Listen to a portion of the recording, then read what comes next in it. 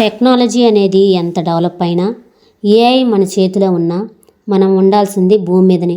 వేరే ప్లానెట్ అనేది లేదు మనం నివాసయోగ్యంగా ఉండటానికి. కాబట్టి మనం ఈ భూమిని, దాని మీద ఉన్న పర్యావరణాన్ని కాపాడుకుందాం. మనం చేసే పనుల వల్ల ప్రకృతికి కోపం వస్తే దాన్ని తట్టుకోవడానికి, పోగొట్టుకున్న దాన్ని తిరిగి పొందాలన్నా ఎంతో ప్రయాసతో కూడుకున్నది. ఉదాహరణకు ఇటీవల కేరళలో జరిగిన వాయనాడ్ సంఘటన. ప్రకృతిని ప్రేమించండి, పర్యావరణాన్ని రక్షించండి. ఎప్పుడైతే మనం ప్రకృతిని ప్రేమిస్తామో అది తిరిగి మనకు 100 రెట్లు ఇస్తుంది.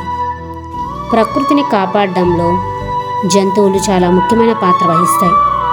ఉదాహరణకు పక్షులు, వన్యప్రాణులు, తేలికపాటి జంతువులు, పురుగులు మొదలైనవి. ప్రకృతిని కాపాడడంలో పక్షులు చాలా ముఖ్య పాత్ర వహిస్తాయి.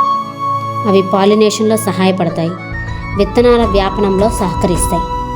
పర్యావరణ సమతుల్యతను నిలబెట్టుకోవడానికి కూడా ఎంతగానో సహాయం చేస్తాయి. తద్వారా పర్యావరణం శక్తివంతంగా, ఆరోగ్యంగా ఉండడానికి సహాయం చేస్తాయి. ఇటీవల మేము పక్షులను చూడడానికి నేలపట్టుకు వెళ్ళాం. అయితే అక్కడుండే ప్రకృతి దృశ్యాలు ఎంతో అందంగా ఉన్నాయి. వాటిని మీరు కూడా వీక్షించండి. నేలపట్టుకి వలస వచ్చే పక్షుల గురించి తెలుసుకుందాం. ఒక్కొక్క దాని గురించి తెలుసుకుందాం. మొదటిగా స్పాట్ బిల్డ్ పెలికాన్స్. వీటి ఉనికి ఆ ప్రాంతంలోని సరస్సులు, చెరువులు, చిత్తడి నేలలు మంచి స్థితిలో ఉన్నాయని తెలియజేస్తుంది. ఇవి చేపల జనాభాను నియంత్రించడంలో సహాయపడతాయి, తద్వారా నీటి పర్యావరణ సమతుల్యతను కాపాడతాయి.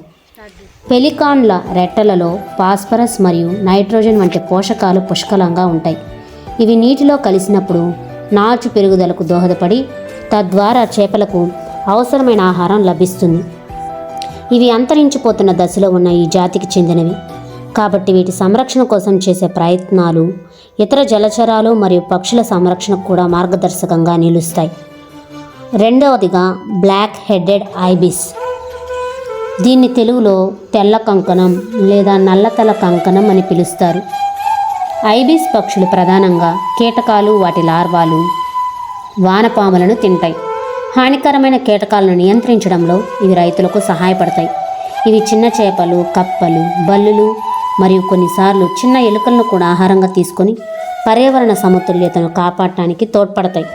ఈ పక్షులు నదీ తీరాలు, చిత్తడి నేలలు మరియు నీటి నిల్వ ఉన్న ప్రదేశాల్లో నివసిస్తాయి.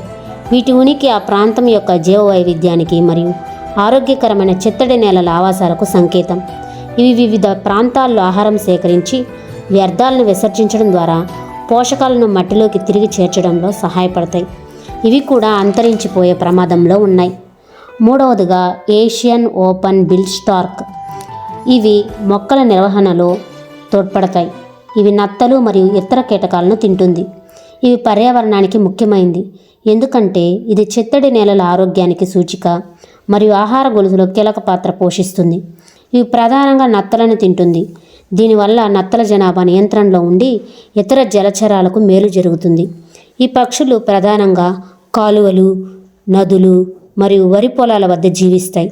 వీటిని రక్షించడం వల్ల వ్యవసాయానికి మరియు పర్యావరణానికి మేలు జరుగుతుంది. నాలుగవదిగా పెయింటెడ్ స్టార్క్ అంటే పెయింటెడ్ కొంగలు. ప్రకృతి సమతుల్యతను కాపాడడంలో ఇవి ప్రధాన పాత్ర వహిస్తాయి. చేపలు, కప్పలు మరియు ఇతర జలచరాలను ఆహారంగా తీసుకోవడం ద్వారా వాటి జనాభా నియంత్రిస్తాయి. పెయింటెడ్ కొంగలు ఒక ప్రాంతంలో ఉన్నాయంటే ఆ ప్రాంతంలో చిత్తడి నేలలు ఆరోగ్యంగా ఉన్నాయని అర్థం. నీటి కాలుష్యం, పర్యావరణ మార్పులు జరిగితే వీటి సంఖ్య తగ్గుతుంది. ఇవి ఇతర పక్షులైన పెలికాన్లతో కలిసి నివసిస్తాయి. ఇవి గుంపులుగా ఉండడం వల్ల శత్రువుల నుండి గూళ్లను కాపాడుకోవడంలో ఒకదాన్నొకటి సహాయపడతాయి. ఇవి కూడా దాదాపు ముప్పులో ఉన్నాయి కాబట్టి వీటి ఆవాసాలైన చెరువులు మరియు చిత్తడి నేలను కాపాడుకోవడం పర్యావరణానికి చాలా అవసరం. మొత్తానికి నేలపట్టుకి వలస వచ్చే ఈ పక్షులన్నీ అంతరించిపోయే దశలో ఉన్నాయి కాబట్టి వీటిని మనం కాపాడుకుందాం, పర్యావరణాన్ని కాపాడుకుందాం, మొక్కలను నాటుదాం.